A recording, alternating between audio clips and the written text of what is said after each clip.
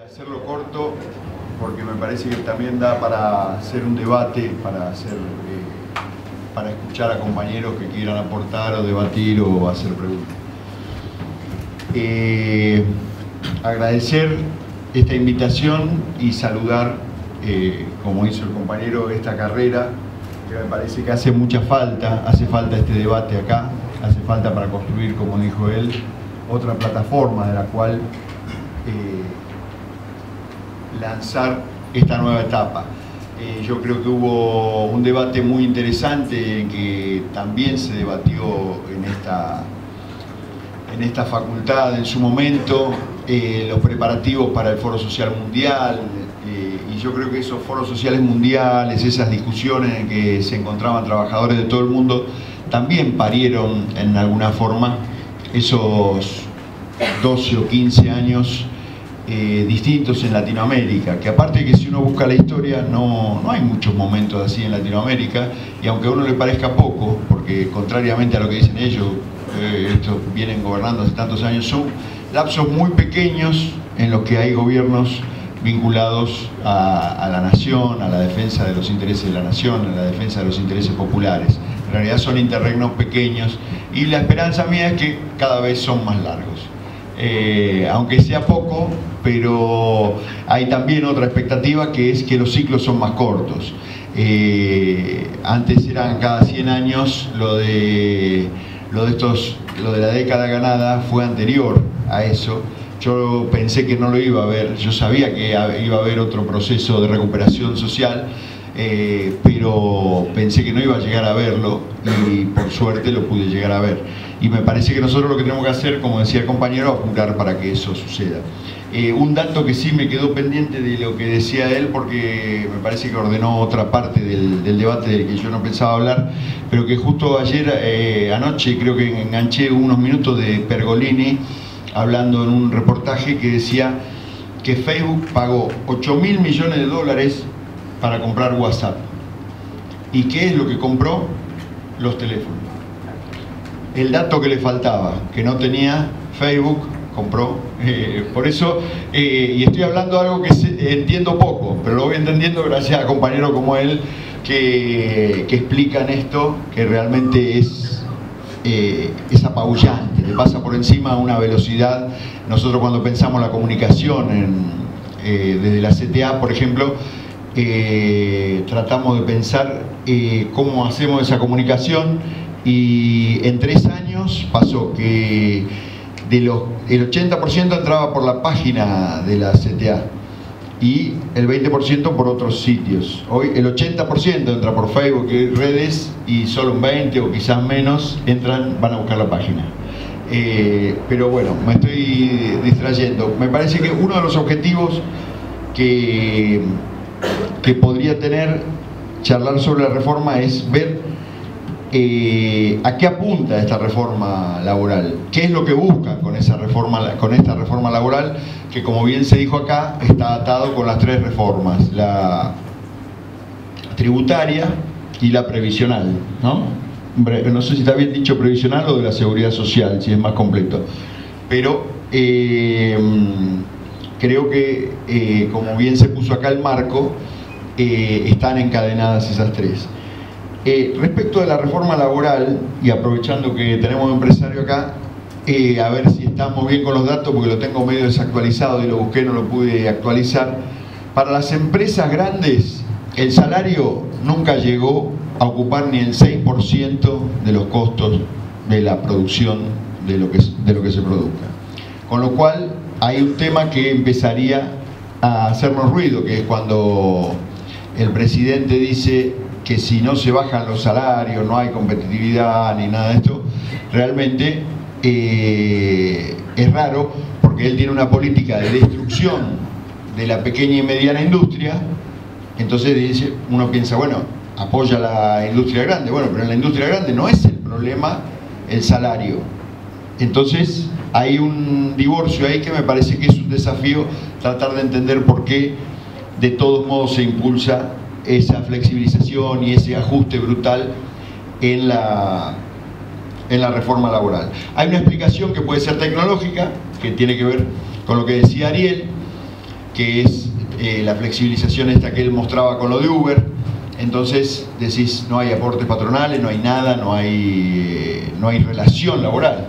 Hay, en realidad, uno piensa, bueno, pero Uber va a ser una empresa pirata, entonces va a hacer un montón de cosas cuando haya juicio por choque, por robos adentro. Estos tipos se van a fugar.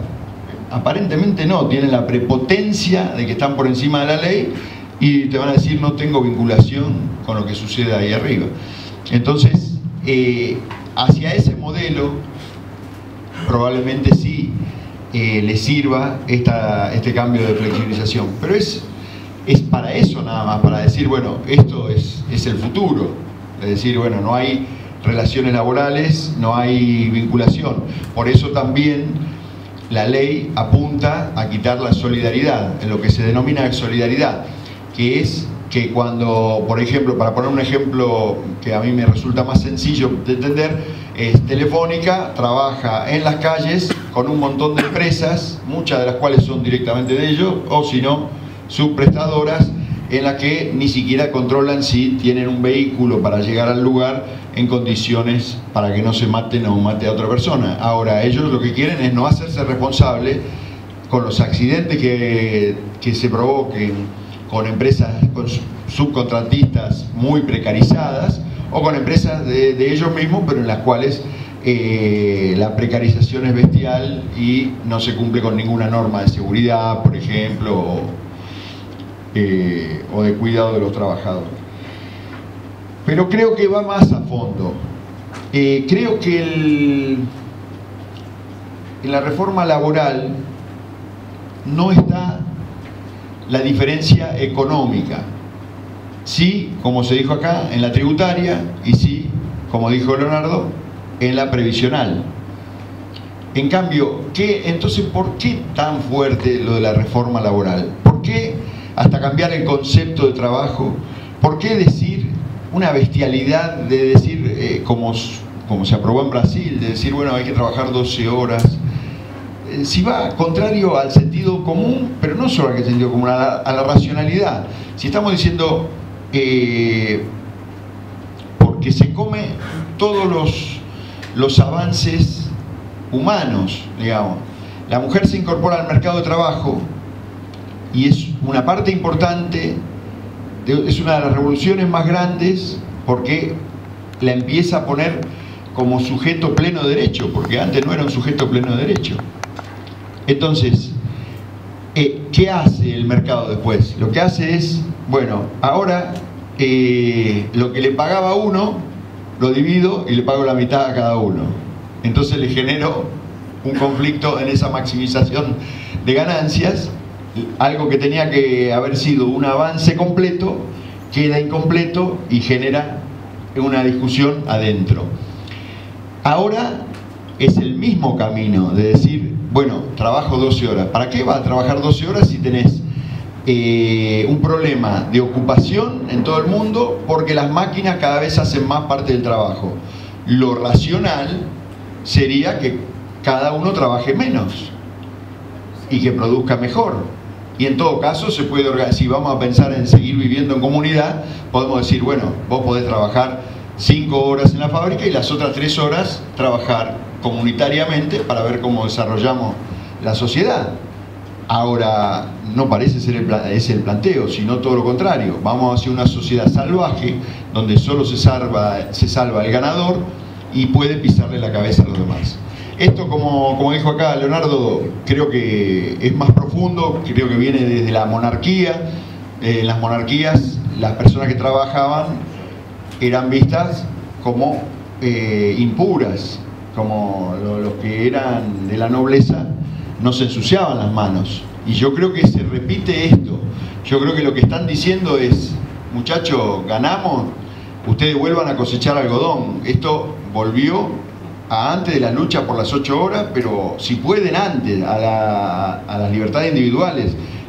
Nosotros tenemos que defender, como decía Ariel, esto no puede pasar, y nosotros los sindicalistas tenemos que estar en la primera línea y decir, bueno, jugarnos este momento, entendiendo que es una bisagra en la historia, porque si esto pasa es una degradación social, se pierde algo en lo que venimos avanzando, que es que el trabajo es un derecho humano esencial, y es porque es esta otra concepción como ser humano. Y piensen que en el proyecto original, que no lo encontré ahora en la reforma que metieron, estaba hasta este concepto de que el trabajo es una cooperación entre dos sectores. Yo soy judicial. Por suerte la justicia del trabajo, que es otra cosa que quieren destruir, por eso las denuncias de mafia judicial o de mafia como la denuncia al doctor Recalde o a los jueces laborales, porque la justicia laboral tiene claro que viene a compensar, no tiene dos platillos y un fiel en el eje, porque si no, no hay manera de hacer justicia laboral. Por eso está el indubio pro-operario, que era otra cosa que querían borrar, que es el principio de que en caso de duda tiene razón el operario, porque lo que se están confrontando en ese modelo de justicia, en ese fuero, no son dos partes iguales, no es un divorcio. Acá lo que tenés es una empresa de un lado y un trabajador del otro. Entonces, todos esos conceptos que son profundamente ideológicos se los viene a llevar puesto la reforma laboral. Por eso creo que tiene más que ver con lo profundamente ideológico, con decir, como trabajador vos tenés que entender que tenés que estar sometido, más que con porque evidentemente no se genera más productividad. Todos estos procesos en los que se dijo, quitamos los aportes patronales, entonces la empresa invierte más, todos han salido al revés. Entonces, ¿por qué volvemos a probar lo mismo? No, esto es una plena convicción ideológica. Y ahí vuelvo y aprovecho que yo soy judicial y digo, bueno, nosotros tenemos un presidente que dijo que los trabajadores judiciales son vagos, que trabajan 6 horas, que tienen demasiadas vacaciones, en un discurso que atenta en este mismo sentido. Y aparte la persecución a los jueces, por ejemplo, instaurar, esto es inédito, instaurar un jury sin hablar inclusive lo que se habló antes de los jueces que por apriete o por lo que sea tienen que mostrar como trofeo a los medios a un expresidente descalzo sin ninguna prueba, o a un ministro que también sin ningún elemento, no solo sin ningún elemento, sino sin haber cumplido las etapas del proceso, lo desafueran en un trámite express, con lo cual se está llevando puesta toda el sistema de derecho. Entonces esta es una etapa más. Ahora, como trabajadores, nosotros entendemos que también está en juego otra cosa en la justicia. No es solo ese cantito neoliberal, del liberalismo, de decir la independencia del Poder Judicial. Es algo que tiene que ver, como se dijo antes, con la monarquía. La organización de la justicia es monárquica. Piense que todos los trabajadores, inclusive hablamos del Palacio de Justicia, o si uno va y lee un escrito, dice Dios guarde a vuestra excelencia, o todas esas fórmulas que, por supuesto, nos distancian del pueblo y nos recuerdan a cada rato para quién trabaja la justicia, porque la justicia históricamente es una herramienta de los sectores concentrados de poder. Pero hoy el siguiente paso es, por ejemplo, que sea claramente una parte del brazo represivo. Y digo, el brazo represivo más gráficamente en la justicia penal, con lo que estamos viendo y con los casos que describimos, pero también represivo en lo laboral, porque también hay una conformación de los jueces del trabajo, de los tribunales del trabajo, y nosotros en la jerga judicial decimos, viene de la demandada o viene del demandante. Históricamente los jueces laborales venían de ser jueces de trabajadores, y hoy tenemos una transformación en que la mayoría de los jueces empiezan a ser de las empresas, con lo cual está claro la profundización del modelo. Ahora, es más largo hablar de lo de la justicia. Sí lo quiero poner como ejemplo en esto, de este paquete de reforma laboral. Son cosas que no tienen ningún sentido, que no van a mejorar la justicia, que los judiciales trabajen 12 horas no van a mejorar la justicia, porque de hecho muchos sectores de los judiciales tuvimos o tenemos que trabajar en distintas etapas 12 horas. Por ejemplo, con una genialidad que se mandaron de la reforma de la justicia, abrir los tribunales de familia, que no consultaron a los trabajadores y dijeron esto va a andar bárbaro, 8 años, bueno, al año estaba todo explotado y tuvimos durante 6 años y hasta en algunos casos 10 años a compañeros laburando 10 horas por día, con una particularidad, que en la justicia no se pagan horas extras ni se compensan de ninguna manera. Con lo cual, si yo a los compañeros de la justicia le digo, bueno, va a haber una bolsa de horas, me van a decir, sí, yo me hago millonario con eso. Ahora, eso parece que el presidente lo desconoce. Yo no creo que sea nada más que desconocimiento. Que está bien que cuando habla de vacaciones, capaz que porque él trabaja mucho y no se toma nunca vacaciones, eso puede ser. A mí me gustaría tomarme las vacaciones que se toma él, pero eso son 5 mangos aparte. Porque también apunta a otra parte importante del sistema, que es ese abogado que necesita defender a un trabajador, es un abogado que no es un abogado de las grandes corporaciones. Nosotros tenemos grandes corporaciones de abogados que tienen estudios, que tienen 70, 80 abogados. Por ejemplo, yo he visto ganar las elecciones en el Colegio de Abogados de San Isidro por un abogado que no hizo campaña. Y de golpe empezaron a caer las combis con los abogados empleados de los grandes estudios de Capital y se dio vuelta la elección. Y ahí entendí cómo era que ganaba. Ahora, a ellos les sirve que tribunales esté abierto aún en feria, que esté abierto en las vacaciones, que esté abierto 12 horas al día. El abogado del laboralista que defiende a los trabajadores no puede hacerlo. No puede hacerlo porque ningún abogado puede trabajar solo y estar las 12 horas en tribunales, no puede atender a cualquier hora. Y yo estoy de acuerdo que se abran tribunales a la tarde, con otro turno, porque tiene que haber puestos de trabajo, y también estableciendo en qué momentos, en qué horarios se toman las indagatorias o las audiencias de conciliación para los trabajadores, y así poderle programar también esta continuidad de esos abogados que son, en definitiva, aliados de los trabajadores. Entonces, creo que esas reformas tienen esas mismas características en todas las áreas. Un tema interesante es esa obsesión que tienen por terminar con las paritarias. Y ahí está otra vez el nudo ideológico. La paritaria tiene ese nombre porque establece que en ese determinado momento en que se discute salario y condiciones de trabajo, se supone que estamos en una cápsula en que somos pares. El trabajador con el dueño de la empresa y el trabajador judicial, por ejemplo, con el presidente de la Corte, que es muy difícil que en otras circunstancias vos puedas hablar de igual a igual con él.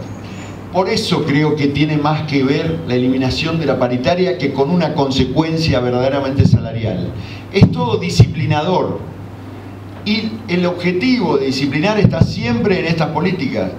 Y si uno va a buscar el gran objetivo del genocidio, del último proceso, de la última dictadura militar, yo creo que es también el eje central disciplinar a la clase trabajadora. Entonces, creo que esa es la importancia que hay que darle, por eso creo que es una bisagra, más allá de todas las demás cosas que se enumeraron acá, que son claves, el tema de la bolsa de horas, el aumento salarial, el aumento de horas de trabajo, el tener que subvencionar yo mismo mi fondo de despido, el destruir todo el sistema previsional, la falta del respeto de la solidaridad entre empresas. Todo esto está claro, pero me parece que lo que tenemos que entender es que vienen por algo más profundo, que es la batalla de las batallas, que siempre se vuelve a dar y que tenemos que ganar, como dice el compañero, pero tenemos que ganar con mucho debate y con mucha construcción. Y creo también que